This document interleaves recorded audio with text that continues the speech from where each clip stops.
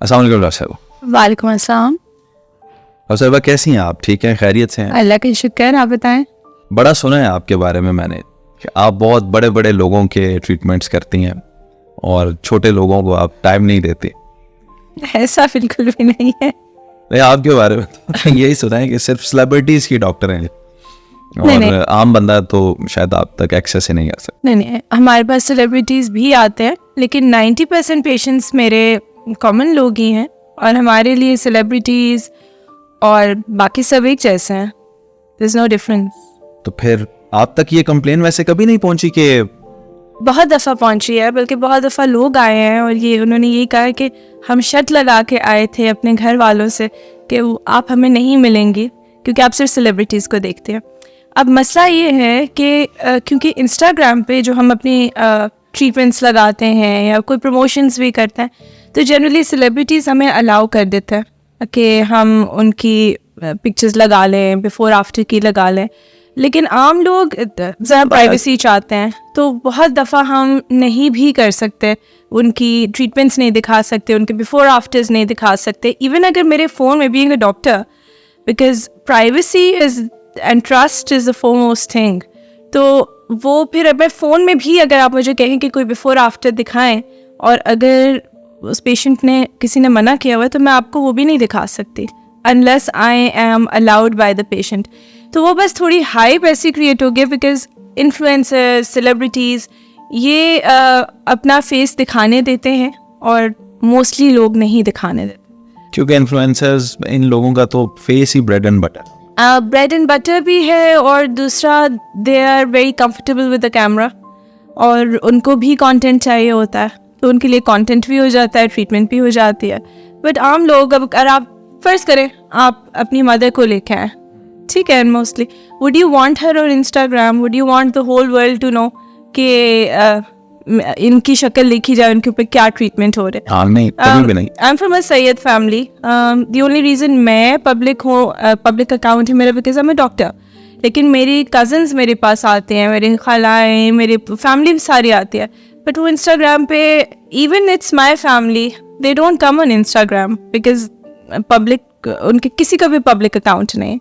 So generally that is the problem. वरना मेरे लिए सेलिब्रिटीज़ एंड आम people are all the same. जो क्लिनिक होता है जी, उसके अंदर किए गए ट्रीटमेंट और एक सैलून पे, पार्लर पे किए गए ट्रीटमेंट के अंदर क्या फर्क होता है? फेशियल ही तो कर रहे हैं आप भी हाइड्रा फेशियल कर रहे हैं, वहां पे भी हाइड्रा फेशियल हो रहे हैं।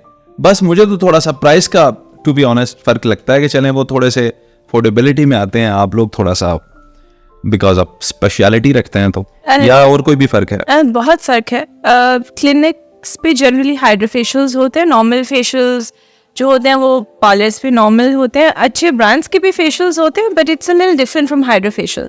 हाइड्रा फेशियल जो है एक क्लिनिशियन की या एक प्रॉपर सर्टिफाइड ब्यूटिशियन की डोमेन होती है और जनरली अक्सर यहाँ पे हमने ये देखा है कि पार्लर्स में वो ट्रेनिंग नहीं दी हुई होती ब्यूटिशियंस को ना, जो कि जनरली बाहर के मुल्कों में होती है ब्यूटिशियंस की।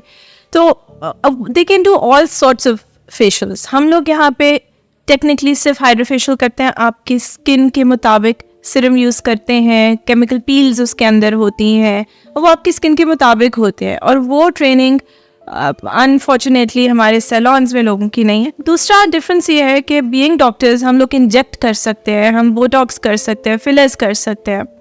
हम लोग जनरली हमें एनाटमी पता होती है फेस की, लेकिन सैलॉन वालों को तो ऑब्वियसली फेशियल एनाटमी नहीं पता, उनको बहुत सारों को तो बेसिक्स भी नहीं पता इसके प्रोडक्ट्स के। तो definitely there is a huge difference between the products that are being used and also with the treatments. Salon पे तो आप मेकअप करने जाओगे, क्लिनिक्स पे तो मेकअप नहीं होता। आप सैलून पे आप हेयर डूज करने जाओगे, क्लिनिक्स पे नहीं होता इस तरह का कुछ भी। हम आपकी इन एन एस्थेटिक क्लिनिक, हम आपकी ब्यूटी को नेचुरली इन्हांस करते हैं, आपकी एजिंग को हम कॉम्बैट करते हैं। It's completely different. एक फेशियल होता है जो थोड़ा सा, जो अब क्लिनिशियंस ने ब्यूटिशियंस ने स्टार्ट किया है, but that is also something a medi spa would do, not like a salon. generally ठीक they're है। not trained very well with that. दुनिया में कोई एंटी एजिंग नामी कोई चीज, कोई दवा, कोई आबे हयात है, या ये सिर्फ पैसा बटोरने की एक ट्रिक है, मिथ है जी एंटी एजिंग? आबे हयात तो आई विश के होती, लेकिन ट्रीटमेंट्स बहुत सारी हैं जिसमें अब हम करते हैं, जिसमें आपकी जो है एज रिवर्स होती है। फॉर एग्जांपल अगर आपकी स्किन ढलक गई है तो हम थ्रेड्स डाल के इसको रिपोजिशन कर देते हैं, आपके मसल्स को, आपके टिश्यूज़ को रिपोजिशन कर देते हैं, तो आपकी जो सैगी स्किन है वो बेहतर हो जाती है। आपके रिंकल्स हैं, even though you need to maintain that, उसको फिर भी मेंटेन करना पड़ता है। इसके अलावा रिंकल्स अगर आपके हो गए हैं, आपके माथे पे लकीरें पड़ जाती हैं, आंखों के अराउंड लकीरें पड़ जाती हैं, उसके भी ट्रीटमेंट्स हैं। आप बोटॉक्स करेंगे, आप 50 ईयर्स के हैं, 40 के हैं, आपके 40-50 ईयर्स के रिंकल 1-2 हफ्ते में बिल्कुल ख़त्म हो जाएंगे, and that is temporary, but yes ये हैं चीज़ें। और इसके अलावा बहुत सारी अब तो DNA, जेनेटिक एक्सोसोम्स, सामन DNA, जो फिश DNA होता है, ये चीज़ें यूज़ हो रही हैं आपकी एंटी एजिंग के लिए। अब कुछ फिलर्स ऐसे आ गए हैं जो आपकी कोलेजन खुद स्टिमुलेट करते हैं 2 साल के लिए, आज आपकी एज रिवर्स होनी शुरू हो जाती है। सो यस, साइंस ने बड़ी तरक्की की है इसमें। अच्छा डॉक्टर, इसमें एक गिले की मद में मैं एक सवाल पूछना चाहूँगा कि हम देखते हैं कि आप भी एज ए डॉक्टर और ब्यूटिशियंस भी हमेशा आप ऐसे प्रोडक्ट्स को तो ज़रूर हाईलाइट करते हैं, या ऐसे प्रोसेसेस को जो आपकी स्किन को बेहतर कर सकते हैं, एंटी एजिंग का एक प्रोसेस नज़र आ सकता है, लेकिन हम एक जो तर्ज ज़िंदगी है उसके बारे में गुफ्तगू नहीं करते। अगर हम इस वक्त एक स्पोर्ट्समैन है क्रिस्टियानो रोनाल्डो, उनकी बात करें, इज़ अब 40 years old, और मेडिकल साइंस जो है उसके बारे में ये कहती हैं कि ये 23-24 साल के लड़के जैसा इसका जिस्म है, फिटनेस की वजह से जी। तो उसका, क्योंकि लाइफस्टाइल आप देखें हैं कि कभी कोई कोल्ड ड्रिंक वो कहते हैं जी मैंने ज़िंदगी में नहीं पिया, कभी कोई मैं ऐसी चीज़ नहीं करता, हमेशा फिटनेस और डाइट कॉन्शियस वो रहते हैं। तो हम एक लाइफस्टाइल को क्यों नहीं एनकरेज करते, प्रमोट करते? वो कोई एंटी एजिंग उससे भी है? हाँ, हम बिल्कुल प्रमोट करते हैं। स्मोकिंग जो है वो बहुत जल्दी आपको एज करती है। आप धूप में जाते हैं, उससे आपकी एजिंग बहुत जल्दी हो जाती है। मैंने छोड़ दी थी। स्मोकिंग को हम मना करते हैं। हम आपको जो धूप से बचने का बताते हैं। दो किस्म की एजिंग होती है। एक एक्सट्रिंसिक एजिंग होती है, जैसे आप बता रहे हैं, डाइट की वजह से, स्मोकिंग आपके हैबिट्स की वजह से, अल्कोहल कंजम्पशन की वजह से, धूप में आप जाते हैं, उससे आपकी एजिंग होती है, दैट्स एक्सट्रिंसिक एजिंग। एक इंट्रिंसिक होती है जो आपकी जेनेटिक जीन्स में होती है ना, वो तो नॉर्मल चलती रहती है। तो एक्सट्रिंसिक एजिंग को तो हम काफ़ी हद तक कंट्रोल कर सकते हैं, लेकिन जो हमारी जेनेटिक है उसको हम बहुत ज़्यादा कंट्रोल नहीं कर सकते।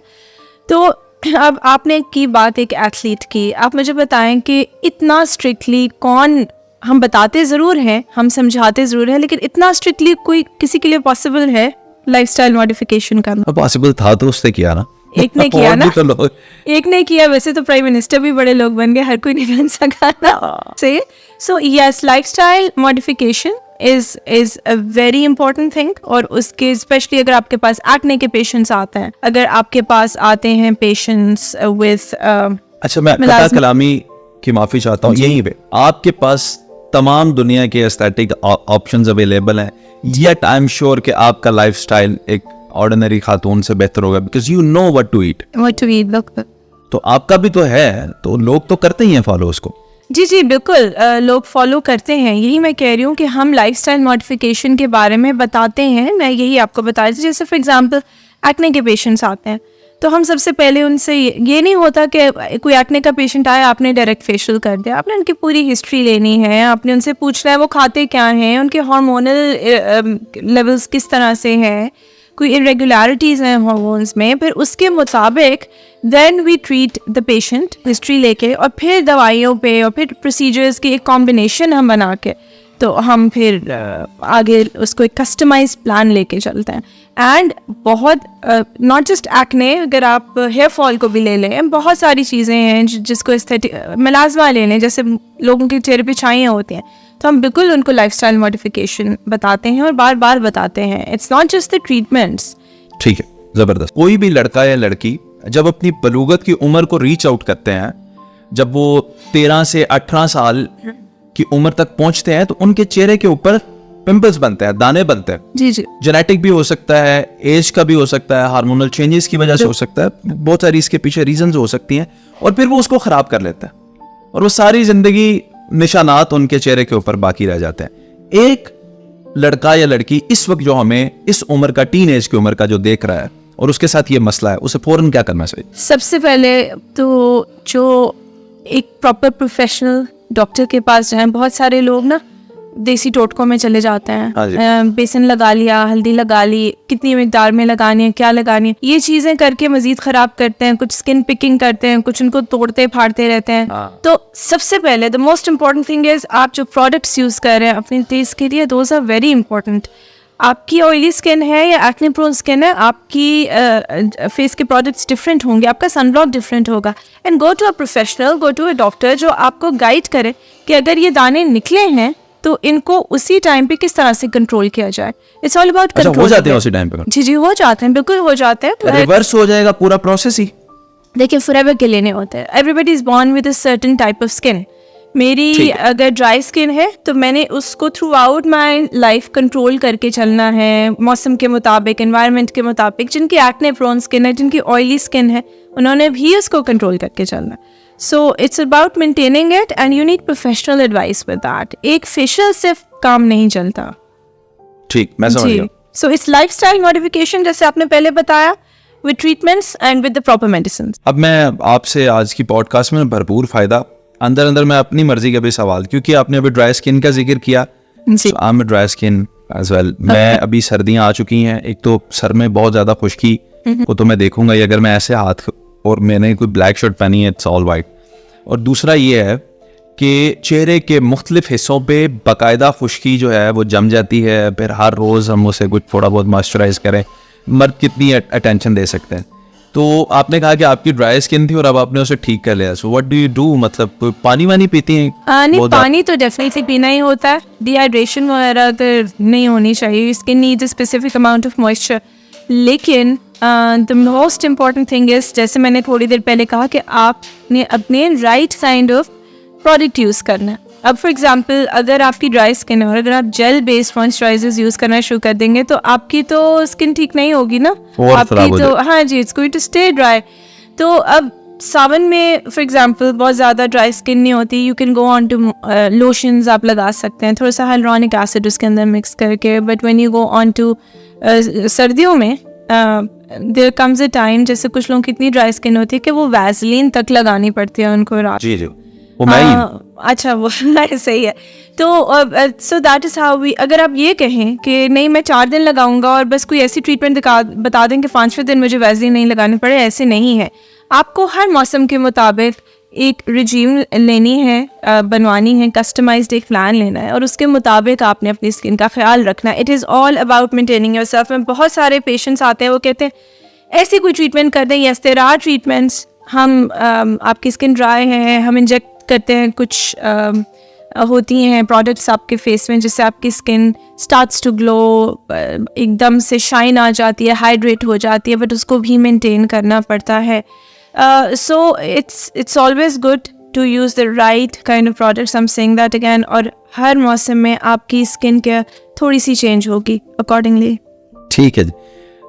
एक तो चीज़ व्यूवर्स आप लोगों के लिए ये है कि मैंने अभी तक जितने सवालात किए हैं डॉक्टर से, ये जो राइट प्रोडक्ट्स और राइट टाइम जो ये अल्फाज इस्तेमाल कर रही हैं बार बार, मुझे लगता है कि दोबारा कभी एक पॉडकास्ट हमें सिर्फ और सिर्फ मौसम, स्किन टाइप और प्रोडक्ट्स पे पूरी पॉडकास्ट करनी पड़ेगी, किस मौसम में किस स्किन को क्या करना चाहिए। ये एक इंशाल्लाह इनसे इस मौजू पे एक पूरी पॉडकास्ट करेंगे।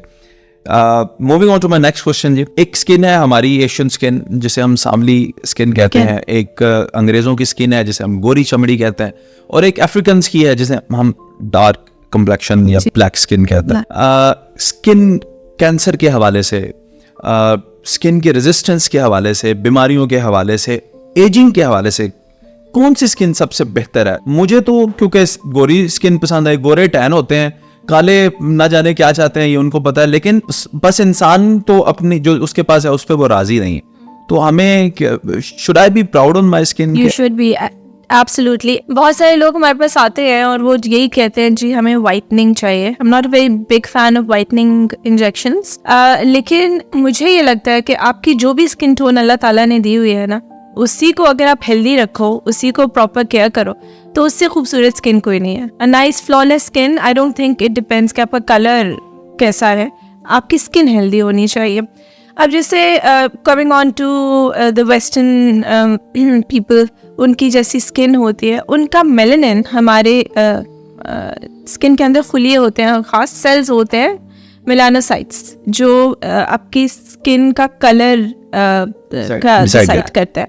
सो उनकी जो मेलानिन है वो बहुत ज़्यादा अच्छी नहीं होती। इट्स नॉट समथिंग जो आपको बहुत प्रोटेक्शन देगा। जनरली मेलानिन एक तो आपको स्किन के कलर को भी करती है, दूसरा इट प्रोटेक्ट्स यू, आपकी न्यूक्लियस जो स्किन का होता है ना, उसको प्रोटेक्ट करती है अम्ब्रेला की तरह जब अल्ट्रावायलेट रेज, धूप की रेज पड़ती है।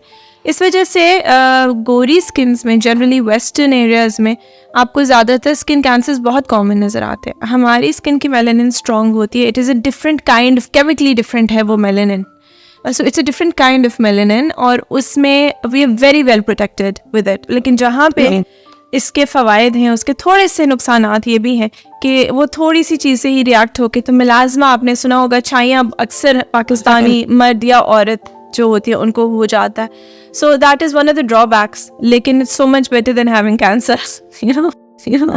सो यस, एंड जो ब्लैक स्किन है, इट्स, हम जनरली बहुत सारे स्केल्स हैं स्किन को जो हम तयन करते हैं कि स्किन कैसी है और किस टाइप की है, तो मोस्ट कॉमनली यूज होता है फिट्जपैट्रिक स्किन टाइप होते हैं, 1 2 3 4। तो जितने आप, if you're on the fair side तो 1 2 3, और हमारी टाइप 3 and 4 जनरली हम उसके अंदर आते हैं।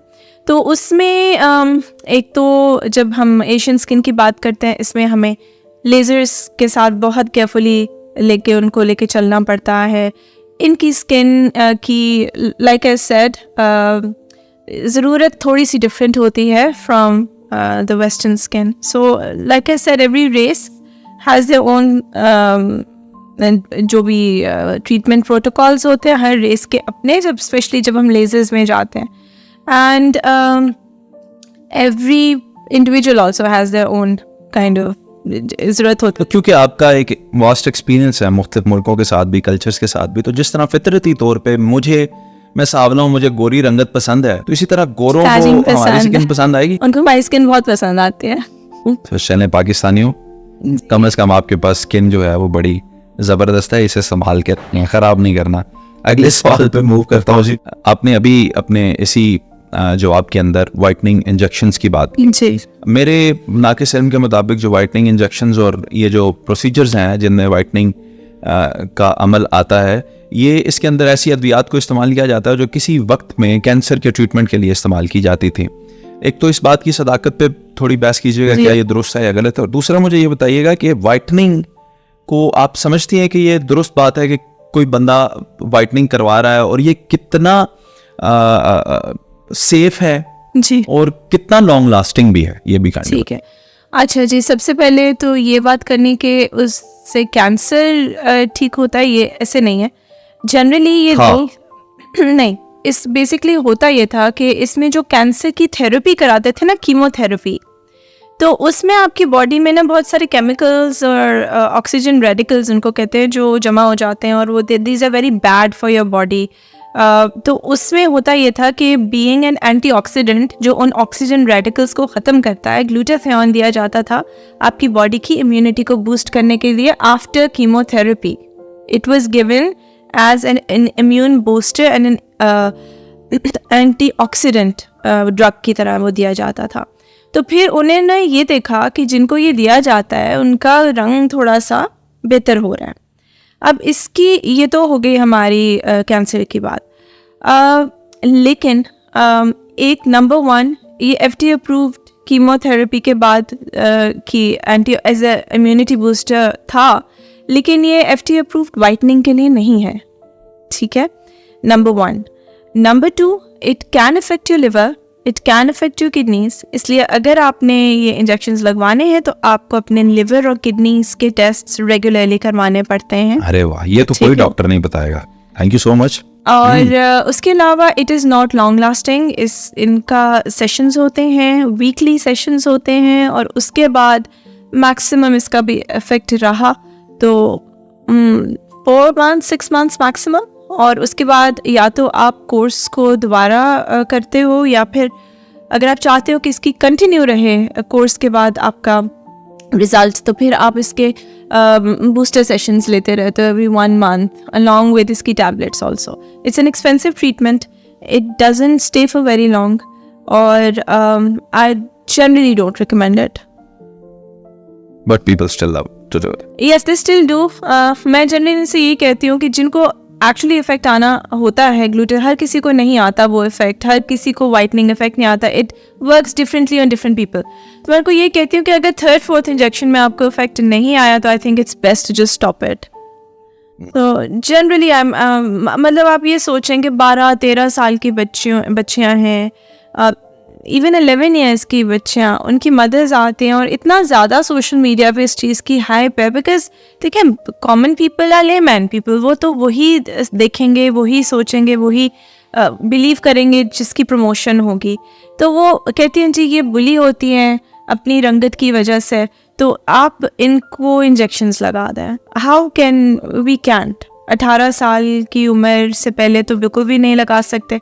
अब एक दफ़ा there was a very respectable old lady. She had a kidney failure and उनको liver का issue था, and उनको किसी ने कहा कि आप ना and for some reason or the other वो she wanted whitening injections, और उनको किसी डॉक्टर ने कहा कि आप whitening injections लगाएं, और फिर कोई और ट्रीटमेंट्स भी फेस के लिए उन्होंने बताया. तो when she came to me, तो उन्होंने कहा जी आप अपना रेट बताएं. मैंने कहा मैं तो आपका करूँगी ही नहीं, आपका liver is damaged, your kidneys are not functioning, how can I give you whitening injections. तो फिर उनको समझ आई कि नहीं, ये नहीं दिया जाता. So sometimes you need to be very aware कि आप क्या ट्रीटमेंट ले रहे हैं और उसके क्या साइड इफ़ेक्ट्स हो सकते हैं. कुछ अमेजिंग. डॉक्टर साहब, आप जो आपके ऊपर एक इल्ज़ाम लगाया जाता है क्या आप सेलिब्रिटीज़ की डॉक्टर हैं, तो why should I talk about celebrities के उनके साथ क्या क्या मामलात होते हैं. आखिर वो भी तो हमारी तरह की स्किन होती है, लेकिन नज़र तो हमेशा ही ना वो बूढ़े होते हैं ना कुछ और होता है. तो क्या क्या, वैसे तो एक बहुत ही लंबी लिस्ट है, ओवर 100 पीपल तो मैंने नोटिस किया आपकी प्रोफाइल से जिनको आपने ट्रीट किया, but I will talk only about few people. उनमें से सबसे पहले हुमायूं अशरफ हैं, आपके पास तशरीफ लाए, आपने उनका कोई ट्रीटमेंट किया, तो क्या ट्रीटमेंट किया था आपने उनका? सबसे पहले तो हमने उनका हाइड्रोफेशियल और हमने क्यू स्विच लेज़र किया था. Q switch is a whitening laser, basically skin rejuvenation के लिए भी होता है, और आपके जो अनइवन स्किन टोन के लिए हम यूज़ करते हैं. कार्बन पील कहते हैं उसको, या ब्लैक डॉल फेशियल कहते हैं उसको. तो सबसे पहले तो वो किया था. उसके बाद फिर कुछ PRPs उनकी की. काफी लंबा छोड़ा काम किया. नहीं मतलब not on the same sessions, लेकिन डिफरेंट सेशंस में. जी वही मैं कह रहा हूँ. तो हालांकि देख के तो कभी महसूस नहीं हुआ कि इतनी जरूरत है उन्हें. नहीं, PRP is a very basic procedure, और वो आपके अपने ब्लड में अल्लाह ने इतनी हीलिंग पावर रखी है. आपका अपना ब्लड आपकी बॉडी को हील करता है, आपके फेस को रिजुविनेट करता है, आपके बालों को रिजुविनेट करता है. अल्लाह ताला की कुदरत है, कमाल है. और साइंस रिसर्च कर रही है और बड़ी नई नई चीज़ें आ रही हैं इसमें. ठीक है जी. नादिया खान जी, वो तो कभी बूढ़ा होना भी नहीं चाहती है और हो भी नहीं रही हैं. She is stunning, she is माशाल्लाह ब्यूटीफुल. लेकिन एक फैक्ट ये भी है कि मैं छोटा सा था तो मैं उन्हें देखता था टीवी पे. अच्छा. अब तो मैं भी बुढ़ापे में कदम रख चुका हूँ, वो अभी भी मुझसे यंग है. तो ये आप ही हैं इसके पीछे जिम्मेदार? इसके पीछे प्रोसीजर्स हैं, बहुत सारे लोग हैं. आप अभी यही पूछ रहे थे ना कि एंटी एजिंग है कि मिथ है, तो फिर दिस इज द प्रूफ कि एंटी एजिंग है. ठीक है ना, मान लेता हूँ. तो जी, उन्होंने कराया था, बोटॉक्स कराया था, और कुछ स्किन बूस्टर्स लगवाए थे, जिससे स्किन बूस्ट होती है आपकी, रिजुविनेट. एक और भी मेरे अंदर एहसास है जिम्मेदारी है. मैंने आज तक किसी खातून को कभी बूढ़ा नहीं कहा. अच्छा. ये मेरे अंदर एहसास है, जिम्मेदारी है. तो एंटी एजिंग को मैं यहाँ पे तस्लीम कर लेता हूँ, मैं ऐसे रिबर्ट नहीं करूंगा. लेकिन मुझे ये बताएं कि वो क्या प्रोसीजर्स हैं जो वो रूटीन में लेती हैं तो वो इतनी फिट रहती है? कुछ तो जेनेटिक होता है, ठीक है, कुछ लोग अपना ख्याल भी बहुत रखते हैं, like you said lifestyle modifications होती हैं, हर कोई अपने लाइफस्टाइल का भी थोड़ा ख्याल रखता है, इसमें बहुत सारी चीज़ें आती हैं। एक फितरी अमल है, कुदरती अमल है, आप जितना मर्जी ख्याल रख लें आपको रिंकल्स आएंगे ही आएंगे। तो उसमें होता है बोटॉक्स, जो हम एवरी 6 मंथ्स या 4 मंथ्स एक दफ़ा करते हैं। उससे आपकी रिंकल्स, कितने सालों के रिंकल्स विद इन 2 वीक्स ख़त्म हो जाते हैं और फिर कुछ अरसे 4 से 6 माह के बाद थोड़े से वापस हल्के हल्के करके वापस आ जाते हैं। सो बोटॉक्स कराया था उन्होंने, और बाकी स्किन बूस्टर्स वगैरह इस्तेमाल करती हैं जो कि आपकी स्किन को रिजुविनेट करते हैं। एक चीज़ मैंने ओवर द टाइम ये नोटिस की है उनके अंदर के उनके स्किन कम्प्लेक्शन में फ़र्क कभी आता है, कभी बहुत ग्लोइंग और वाइट स्किन नज़र आती है, कभी थोड़ी सी वो हो जाती है। हाँ, वो कभी मेकअप भी ऐसा होता है, कभी लाइट्स ऐसी होती हैं, हाँ, और कभी आपके स्ट्रेस लेवल्स पे भी बहुत डिपेंड करता है। ख़वातीन को तो स्ट्रेस भी बहुत होते हैं, स्पेशली इंडस्ट्री में भी स्ट्रेसेस बड़े होते हैं। आई एम नॉट सेइंग कि उन्होंने मेरे से कोई ऐसी बात की है कि शी स्ट्रेस्ड आउट, लेकिन इट्स कॉमन कि आपके शूट्स होते हैं सारा दिन। कहते हैं वकील और डॉक्टर से कुछ नहीं छुपाना चाहिए। आप तो राजदार हैं। मिशी खान जी बहुत सख्त भी बयानात दे देती हैं। कितनी सख्त है अपनी स्किन को लेकर और अपनी डाइट को लेकर? I think she is very well maintained, और अच्छा ख्याल रखा हुआ है इन्होंने, and she is ageing very well. बहुत अच्छी और बड़ी ग्रेसफुली एज कर रही हैं, और वो सच बोलती हैं। अपनी एज के बारे में सच बोलती हैं? सच है। कभी उन्होंने पब्लिकली एज बताई है? वैसे अब पता नहीं, मैं इतना उनको फॉलो नहीं करती, लेकिन ऑब्वियसली डॉक्टर्स को तो बताते हैं ना अपनी एज। हाँ ठीक है, तो वो भी रेगुलर ट्रीटमेंट्स यहाँ से लेती हैं? एक दफ़ा आई है। एक दफ़ा आई हैं? हाँ जी, एंड देन अभी दोबारा आप भी आना है, उन्होंने अपॉइंटमेंट सेट हुई हुई है उनके साथ। अच्छा जी। तो आप उनकी स्किन को क्या आउट ऑफ 10 क्या नंबर दें? I think it's 7 out of 10। अच्छी स्किन है उनकी, अच्छी स्किन फॉर हर एज, यस। बहुत, and she is very well maintained, और शी इज़ बिल्कुल साफ सुथरी, जो दिल में है वो मुंह पे ऐसे। Very good. अच्छा, अब मैं पूछते जा रहा हूँ पाकिस्तान के हीरो, टॉप हीरो, और ऐसी मूवीज, और एक मूवी तो उनकी ऐसी कि पाकिस्तान में एक वक्त था कोई पाकिस्तानी नहीं था जिसने वो ना देखी हो, चूड़ियां। मोहम्मद राना को मैंने देखा है कि वो आपके क्लिनिक में आए थे जी। खुद कोई ट्रीटमेंट लिया या सिर्फ कंसल्टेशन करने आए थे? वो कंसल्टेशन करने आए थे बेसिकली, और उनकी मिसेस भी आई थी। अच्छा। तो बट मोहम्मद राना खुद को बहुत फिट रखते हैं एक्सरसाइज वगैरह के साथ, लाइक यू सेड लाइफस्टाइल अपना अच्छा रखना है, डाइट वगैरह का ख्याल रखना।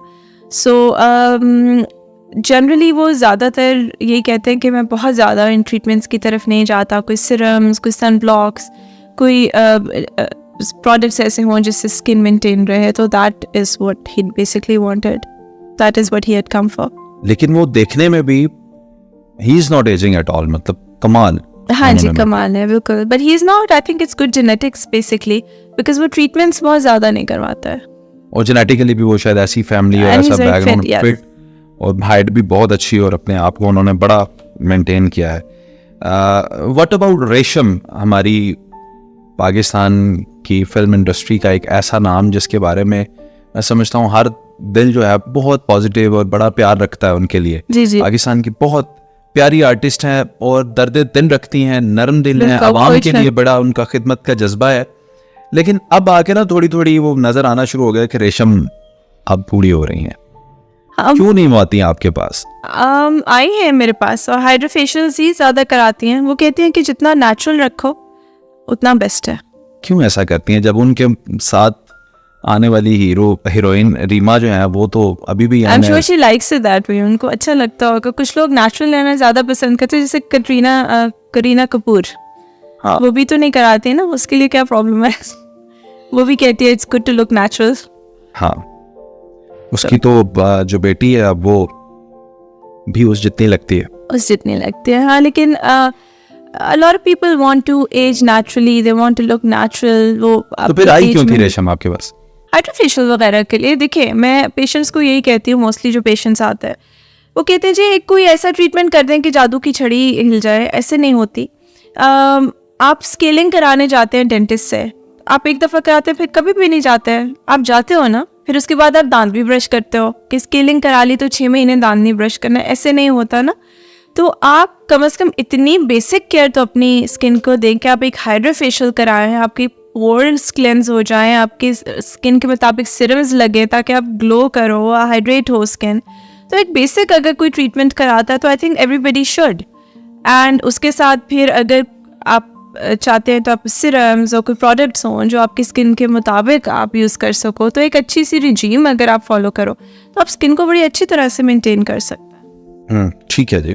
मैं व्यूअर्स आपसे गुजारिश ये करूँगा कि पॉडकास्ट पूरी देखिएगा। आखिर में मैं इनसे ये ज़रूर पूछने वाला हूँ कि आपकी डेली रूटीन क्या है मेकअप के हवाले से, प्रोडक्ट्स के हवाले से। तो ये आपके लिए बड़ा बेनिफिशियल क्वेश्चन रहेगा, लेकिन ये मैं ज़ाहिर है पॉडकास्ट के आखिर में पूछूंगा। सबूर अली जी, मैं कहता हूँ डर डर के ही नाम लेना पड़ता है उनका तो बड़ी सख्त भी हो जाती हैं और वो एक सरूर में ही रहती हैं हमेशा, अपनी टोन है उनकी। वो आपके पास मैंने देखा, उन्होंने विजिट किया। जी जी, तो वो क्या ट्रीटमेंट लेती इतना हैं? ज़्यादा इस्लामाबाद नहीं आती। जनरली जब आई थी तो उनको एक दो उनके फ्रेंड्स जिन्होंने यहाँ से ट्रीटमेंट कराया हुआ था तो वो लेके आई थी। शी जस्ट वांटेड कि उनका थोड़ा फेस पे ग्लो आ जाए, थोड़ी अनइवन स्किन टोन थी, थोड़ी डलनेस थी, वो ख़त्म हो जाए। तो फिर हमने उनका हाइड्रोफेशियल और कार्बन पील लेज़र किया था और आई थिंक बहुत अच्छा, she was very happy with the results. लगती तो माशाल्लाह बहुत खूबसूरत है, इसमें कोई दूसरी राय नहीं है, लेकिन टीवी स्क्रीन पर भी बाज़ औक़ात मेकअप के बाद भी उनकी स्किन के ऊपर खड्डे जो हैं वो महसूस किए जा सकते हैं। आई एम रियली सॉरी, मैं तो जो देखा है वो उसको बोलूँगा। तो वो वही ट्रीटमेंट होता है जो आपने देखिए, खड्डों के लिए ट्रीटमेंट्स डिफरेंट होते हैं अब, बिकॉज क्योंकि वो होती पहले है, कंफर्म तो कर देना है। मैंने वो इतने नहीं है, नहीं। I think she has good skin. Mostly जो सेलिब्रिटीज जो आती है they have good skin care regimes और इनकी स्किन अच्छी होती है। इवन दो इतना मेकअप करना पड़ता है इसके बावजूद they have very good skin, they have like अच्छा टेक्सचर है, बड़ा ख्याल करते हैं अपनी स्किन का।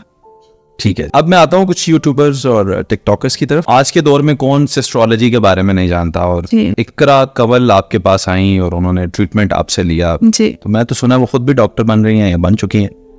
वैसे थी हिस्ट्री नहीं ली उनकी। हाँ, तो उन्होंने कुछ करवाया ट्रीटमेंट आपसे इकरा? जी जी, उन्होंने हाइड्रोफेशियल और पीआरपी करवाया था। अच्छा, पीआरपी तो मुझे अब ये पता चला कि ये तो बेसिक है, बेसिक आपको करना ही पड़ेगा जिंदा रहने के लिए आने वाले अगर आप चाहते हैं कि आपकी स्किन अच्छी और हेल्दी रहे तो बिल्कुल आप करवाएं।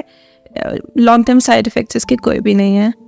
तो उन्होंने सिर्फ यही बस एक दो ट्रीटमेंट्स लिए आपसे, हाइड्रोफेशियल और? जी, फिलहाल तो ये है, फिर सेशंस होते हैं ना ट्रीटमेंट्स के, अब नेक्स्ट सेशन में आएंगी तो फिर देखेंगे। बाकी एक बात ये भी है डॉक्टर, मैं ज़रूर आपसे कहना चाहूँगा कि बहुत मोहतात भी हैं और अपने क्लाइंट्स का बहुत ख्याल भी रखते हैं। बाज़ औक़ात मेरे जैसे लोग होते हैं ना, वो सारा कुछ करवा के कहते हैं नहीं है दसना नहीं। हाँ, ऐसे भी तो होता बड़ा है। अपने बंदों का ख्याल भी रखती हैं। कैसी स्किन टोन है इकरा की? I think she has a good skin tone, लेकिन देखिए हर किसी की स्किन इज नॉट, देखिए आप जो स्क्रीन पे देखते हैं एक बिल्कुल फिल्टर्ड लुक तो पॉसिबल ही नहीं है ना। लेकिन लाइक आई सेड कि ये लोग बिकॉज इनका जितने भी सेलिब्रिटीज़ हैं या टिकटॉकर्स हैं या यूट्यूबर्स हैं, उनका चेहरा is a very important asset for them, तो they do take care of it और उनकी स्किन अच्छी होती है एंड दे मेक श्योर कि अच्छी रखें उसको, वो ये ट्रीटमेंट्स लेके ही अच्छी रहती है। रेबेका खान टिकटॉकर है जी, वो भी आपके पास तशरीफ लाई, जी जी जी। तो उनका आपने क्या ट्रीटमेंट लेजर हेयर रिमूवल था उनका। अच्छा, वो तो नॉर्मल, कोई इतना बड़ा उन्होंने काम नहीं किया। जी जी, वो पे शी इज टू यंग ना, अभी तो स्किन भी अच्छी है उनकी। अभी तक वैसे मैंने 15 नाम ले चुका हूँ, पहले किसी सेलिब्रिटी के बारे में आपने कहा शी इज टू यंग। बाकी ये आप व्यूअर्स की समझने की बात है, इससे पहले जितने भी नाम है वो डॉक्टर साहिबा से बड़ी उम्र के। ये डॉक्टर साहिबा क्या पता मेरी क्या उम्र? नहीं, मैंने हमने भी तो तुक्का ही लगाना। अच्छा, सही है, सही बैठ जाए तो ठीक है, ना बैठे तो पॉडकास्ट तो चल रही है। डॉक्टर साहिबा, अब बड़ा दिलचस्प नाम आ रहा है मेरे सामने, उमर पॉडकास्ट, एक जो बड़े एक यूनिक पॉडकास्ट करते हैं, बड़े ज़बरदस्त पाकिस्तान के उभरते हुए सितारे हैं। तो उमर तो लोगों को बदल बदल के पता नहीं क्या क्या बना देते हैं, तो खुद तो आपके पास आते हैं, क्या उन्होंने क्या ट्रीटमेंट लिया आपसे? उनका भी बेसिक हाइड्रोफेशियल है, पीआरपीज हैं, हेयर पीआरपी, फेस पीआरपी और कभी क्यू स्विच लेज़र करा लेते हैं, डिपेंडिंग कि उनकी स्किन की नीड उस वक्त क्या है, तो उसके मुताबिक हम ट्रीटमेंट्स देते हैं। तो वो कॉन्शियस है अपनी स्किन के बारे में? जब आए थे उस वक्त तो इतना नहीं थे, अब हमने आपने कर दिया? दिया। मैं तो जल्दी से निकलूं यहाँ से क्योंकि ये ना हो हमें भी ये कॉन्शियस कर दें।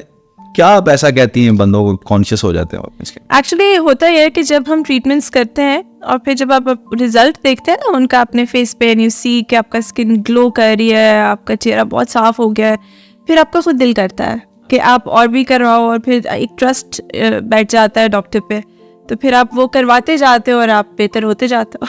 अच्छा, आखिरी नाम जो कि पहले जब आपके पास आए थे तब तो कपल थे, फिर आपके पास आए तो उनका कपल टूट गया, वो पता नहीं अब आपने तोड़वाया है, कोई ट्रीटमेंट एक का अच्छा कर दिया दूसरे का नहीं। वो थे हारिस और मिनाहिल, जी जी, दोनों ही आपके पास आए थे। दोनों के बारे में बताएं, उनकी स्किन टोन कैसी है, क्या ट्रीटमेंट्स लिए, और क्या आपके क्लिनिक में आने के बाद ही उनका टूटा या कोई और मसला? मैंने उसके काफ़ी अरसे के बाद टूटा, लेकिन बेसिकली वो जो आए थे वेट लॉस के लिए ही आए थे, तो हमने उनको उसके साथ थोड़ा गाइड। हारिस का वेट लॉस था या मिनाहिल? मिनाहिल का। अच्छा, और हारिस के मुकाबले में उनका थोड़ा एक हमने लेजर हेयर रिमूवल किया था। इनका जैसे होते हैं ना, मेल्स चाहते हैं उनके स्किन बिल्कुल साफ हो जाए, कि यहाँ से कुछ लोग शेव करते हैं मेल्स, तो वो करा लेते हैं, लेजर हेयर रिमूवल करा लेते हैं ताकि बार बार शेव ना करनी। बहुत लोग यूज करते हैं यहाँ पे और नेक पे भी यूज करते हैं। जी जी, तो वो करवाया था, और उनका जो था हमने वेट लॉस का ट्रीटमेंट किया था, जो कि वो सेशंस ले नहीं पाए because she had to move. हुआ था कोई वेट लॉस? हमने तो कभी नोटिस नहीं किया, क्योंकि वो सेशंस नहीं ले पाई ना, उन्होंने लिए नहीं, वो आए नहीं दोबारा, वो आ नहीं सकी। 2-3 दफ़ा उन्होंने अपॉइंटमेंट सेटअप की लेकिन आ नहीं सके। ये भी तो है बिकॉज एस्थेटिक्स में सारी सेलिब्रिटीज के साथ ये टाइम का मसला होता है या कुछ लोग पाबंद भी होता है। पाबंद होते हैं लोग, जिनको देखिए फॉर एग्जांपल हिना दिलपजीर हमारे पास आई थी, मोमो जो है, जी जी, उनका जो हमने ट्रीटमेंट किया था वो ऐसा था जो थोड़ा लास्टिंग था। फॉर एग्जांपल थ्रेड्स किए थे, उनका बोटॉक्स किया था, तो उसमें सेशंस की इतनी ज़रूरत नहीं पड़ती ना, फिर आप कुछ अरसे के बाद आते हो। लेकिन कुछ ट्रीटमेंट्स होती हैं जैसे PRP हो गया या क्यू स्विच हो गया या हाइड्रोफेशियल्स, इवन लेजर हेयर रिमूवल, उसके मंथली सेशंस होते हैं। तो यह सेलिब्रिटीज़ के थोड़ा सा मुश्किल हो जाता है इनको मंथली सेशंस कराना, तो फिर रिज़ल्ट ऑब्वियसली फिर वैसे नहीं आता जैसे वो चाहेंगे। लेकिन यस, अगर आप अपने टाइम पे आएँ और बैक टू बैक लग के ट्रीटमेंट्स करें तो सवाल ही नहीं पैदा होता कि आपको फ़र्क ना पड़े। ज़बरदस्त। डॉक्टर साहब, मैं आपसे चंद सेलिब्रिटीज के नाम बताता हूँ आपको, आप उनको, क्योंकि वो आपके पास नहीं आए तो आपने क्योंकि उन्हें देखा होगा, तो आप उन्हें कोई ट्रीटमेंट अगर समझती हैं तो रिकमेंड कर दें। सिंपल, बस ट्रीटमेंट का नाम ले दीजिएगा, और अगर आप समझती हैं कि स्किन टोन बिल्कुल ठीक है या कोई मसला नहीं है तो आप कह दीजिएगा नो। इसमें एक बात है कि वो तो फिल्टर आते हैं ना स्क्रीन पे, तो चलें उसी के हिसाब से बता दें। अच्छा। कई लोगों का तो फिल्टर में भी नहीं छुपा। सही है, वो फिर आप मुझे ये भी बता दीजिएगा उनको प्रॉब्लम क्या है। इश्क और मुश्क जो है वो छुपते तो नहीं, नजर तो आ जाते हैं। चलें, सही है। शान पाकिस्तानी जो हीरो है, उनको कुछ रिकमेंड करेंगे? उनको एंटी एजिंग ट्रीटमेंट्स की जरूरत है। एज कर रहे हैं जी शान, आप ने सुना, प्लीज डॉक्टर साहब से रब्ता करें फौरन। एक टिकटॉकर है डॉली, मैंने नहीं देखी। अच्छा, आपने उनको देखा नहीं है, इनको स्किप करते हैं। अगर आपने कबल और जुल्कुनैन को देखा हो, कपल हैं टिकटॉक, मैं नहीं ज्यादा स्क्रीन आप देखती नहीं? नहीं, मैं बिल्कुल भी नहीं। मैं आप बस टॉप के कोई नाम लें तो मुझे उन्हीं का पता होगा, या जो मेरे पास आते हैं मुझे। Babar Azam obviously he is a cricketer, तो उनको सबसे पहले तो अपने हाइड्रोफेशियल्स के साथ थोड़ी जो टैनिंग है उसकी ट्रीटमेंट्स चाहिए पहले तो। और बाबर आजम के बारे में ज़्यादा नहीं कहेंगे क्योंकि उनकी फैन फॉलोइंग बहुत है, सारे पीछे पड़ जाएंगे। नहीं पीछे नहीं पड़ते, अच्छा है कि उनका ट्रीटमेंट हो जाए। हाँ जी, आगे मुंडे की शादी वादी भी आनी है तो चले।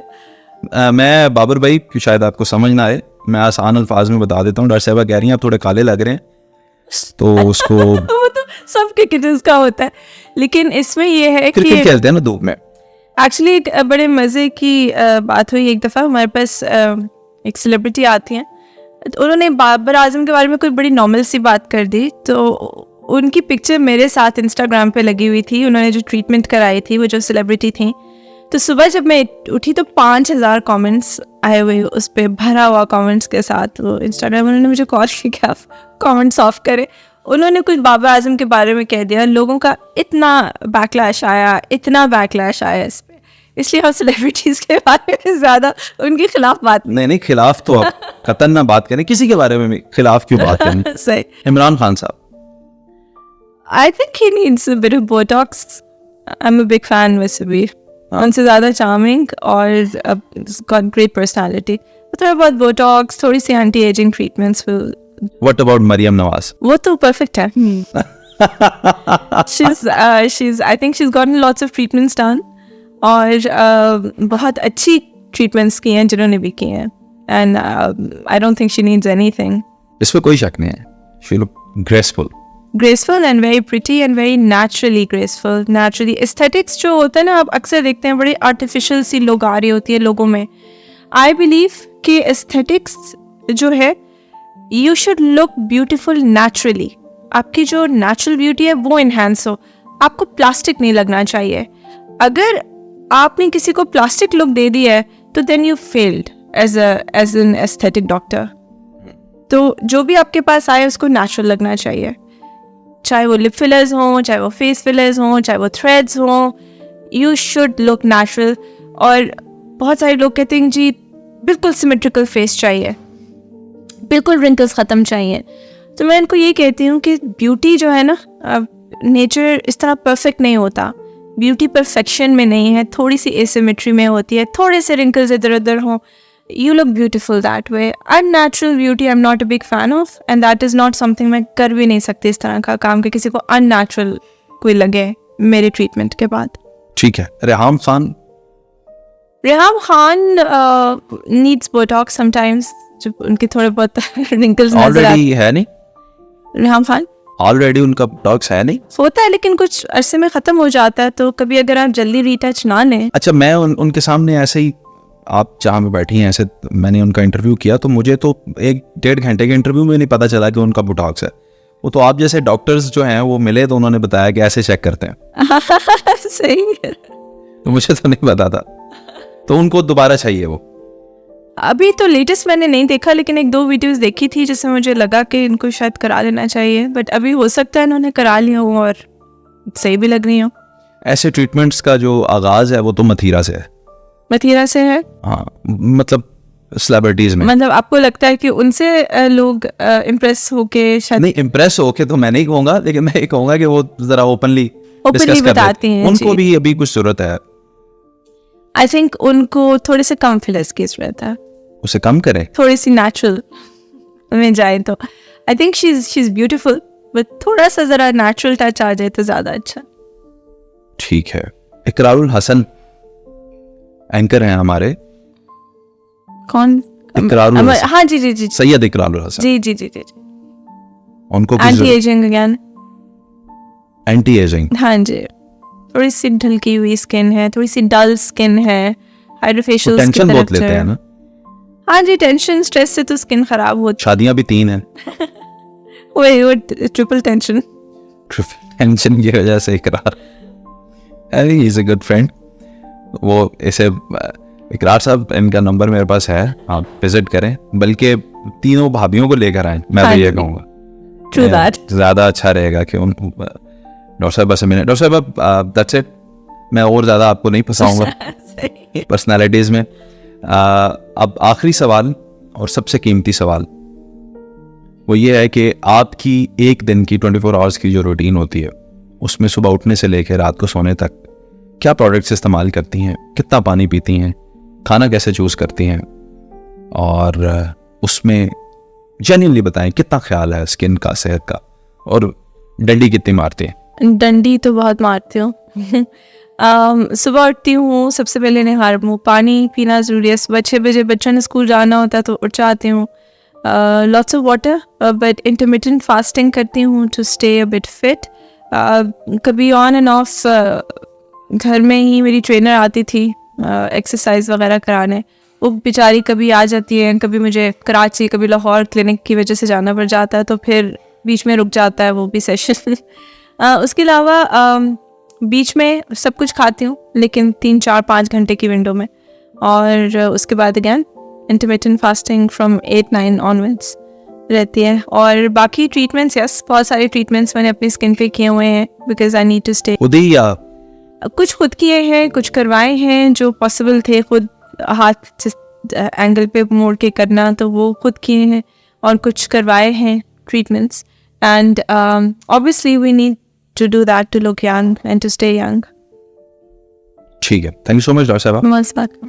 बहुत अच्छा लगा आपके साथ पॉडकास्ट करके। और सबसे अच्छी बात आपके अंदर ये लगी कि आपने किसी भी ऐसे ट्रीटमेंट को ना रिकमेंड किया और ना प्रमोट किया जो नहीं करना चाहिए। जी, तो इस बात की बड़ी खुशी है कि लॉयल अपने प्रोफेशन से और हलाल रिस्क कमाने वाले लोग मौजूद। बड़ी खुशी हुई। Thank you so much. अपना बहुत ख्याल रखें। आप भी, थैंक यू। Allah Hafiz.